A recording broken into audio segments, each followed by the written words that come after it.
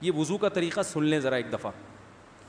وضو تو سب کو ہی کرنا آتا ہے, لیکن جو صحیح پراپر سنت طریقہ ہے نا اس سے لوگ وضو نہیں کرتے. وضو میں جو ہے نا لوگ کیا کرتے ہیں, وضو کا جو طریقہ ہے نا لوگ کیا کرتے ہیں عجیب, نارملی تو سب صحیح کر رہے ہوتے ہیں لیکن جو صحیح سنت طریقہ اس کو فالو نہیں کرتے. طریقہ یہ کہ آپ نے ہاتھ دھونے کے بعد بائیں ہاتھ سے نلکا کھولا, سیدھے ہاتھ میں کیا لیا, پانی لے کے نلکے کو فوراً کیا کر دیا, چلو میں پانی لے کے. لوگ سمجھتے ہیں نلکا کھولنا تو سنت ہے, بند کرنا سنت. ارے بولو نا یار, نہیں ہے. تو کلی تو سیدھے ہاتھ سے کرنی ہے نا, تو الٹے ہاتھ سے آپ کیا کر دیں گے, نلکا بند. کیونکہ نبی صلی اللہ علیہ وسلم جب لوٹے سے پانی نکالتے تھے تو چلو میں پانی لے کے لوٹے کو سیدھا کر دیتے تھے. تو آپ نے نلکے کو لیفٹ ہاتھ سے کھولا اور چلو میں پانی لیا اور فوراً نلکے کو کیا کر دیا, تو تھوڑا سا بند کر دیں, ایک آدھ قطرہ ٹپکنے سے کچھ نہیں ہوتا. یہ لیا آپ نے, منہ میں کلی کی, مسواک کی, مسواک نہیں ہے تو انگلی سے دانت صاف کیے, غرارہ بھی کیا اگر روزہ نہیں ہے, ٹھیک ہے. پھر نلکا کھولا, پھر بند کیا, پھر کلی, اس طرح. پھر نلکا کھول کے دائیں ہاتھ میں پانی لیا, ناک میں نرم حصے تک پانی پہنچا کے اچھی طرح ناک کو صاف. اور نلکا پہلے وہ ویسے ہی بند ہو چکا ہے, چھوٹی انگلی سے اچھی طرح ناک کو صاف کیا, اس کی رطوبتیں نکالی, ٹھیک ہے. پھر نلکا کھولا, دوبارہ پانی لیا, پھر اسی طرح ناک میں بولو بھائی ڈالا, اور نلکا اسی وقت جب چلو میں پانی بھر گیا نلکا اسی وقت کیا کر دیا. اللہ نے 2 ہاتھ اسی لیے دیے ہیں کہ اس سے نلکا بند کیا جائے اور اس سے کیا کیا جائے, کھولا جائے. تو پھر یوں کیا, پھر 3 دفعہ. 6 چلو پانی خرچ ہوا نا, چلو اس کو کہتے ہیں, 6 چلو پانی خرچ ہو گیا.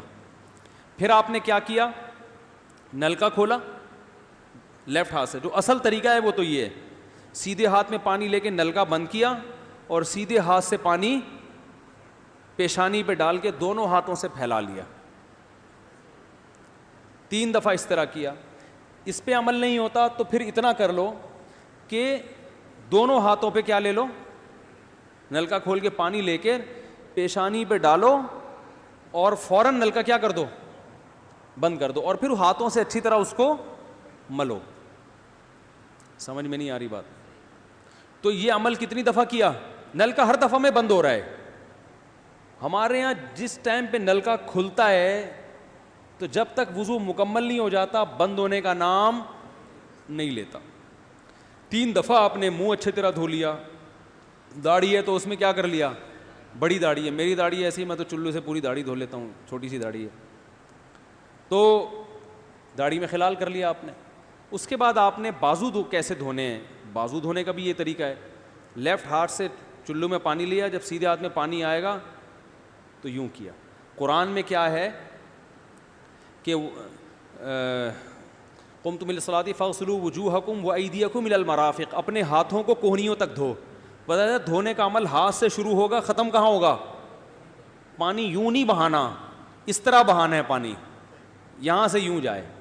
اور اس میں فائدہ یہ ہوتا ہے کہ بالوں کا جو رخ ہے نا نیچے کی طرف ہوتا ہے, جب پانی اپوزٹ سائڈ میں جاتا ہے تو اسکن اچھی طرح گیلی ہو جاتی ہے. سمجھ رہے ہو؟ تو آپ نے یوں لیا اور ہاتھ سے اچھی طرح ملا اس کو. ملنے پہ زیادہ زور لگانا ہے, ہم پانی پہ زیادہ زور لگا رہے ہوتے ہیں. پھر یہ بھی ہو سکتا ہے کہ دونوں ہاتھوں سے لو, دونوں ہاتھوں سے نلکا کھول کے دونوں ہاتھوں سے پانی لے کے, کیونکہ اس میں زیادہ پانی آ جاتا ہے, تو پانی لے کے آپ نے لیفٹ ہاتھ کو بھی یوں کیا نا تاکہ یہ پانی بھی ادھر ٹرانسفر ہو اور یوں چلا جائے. اس طرح سے آپ نے دوسری دفعہ دھو لیا اور نلکا کیا کر دیا, بند. پھر تیسری دفعہ بھی ایسا ہی کیا. یہ جو ہوتا ہے نا یوں یوں یوں یوں کر کے رگڑے لگا رہے ہیں نلکے کے نیچے ایسے, یہ نہیں ہوتا, یہ سنت طریقہ نہیں ہے. نبی جس برتن سے وضو کرتے تھے تو اس طرح چلو میں پانی لے کے اس طرح وضو کیا کرتے تھے, غسل اسی طرح ہو جاتا تھا. تو اب پھر لیفٹ میں بھی ایسے ہی ہے, لیفٹ میں پانی ڈالا اور سیدھے ہاتھ سے سہارا لے کے کیا کیا, دونوں ہاتھوں کا پانی ادھر آ جائے گا. ایک دفعہ دھل گیا, اچھی طرح مسئلے کونیوں تک پہنچ جاتا ہے, اور پریکٹس کے بعد تو بہت اچھا ہو جاتا ہے. اس کے بعد آپ نے کیا کیا, سر کے بالوں کا مسا. سر کے بالوں میں جو یہ ہے یہ طریقہ کچھ بھی نہیں ہے, کہیں بھی ثابت نہیں ہے. سیدھا سیدھا آپ نے ہاتھ گیلے کیے, پیچھے لے گئے.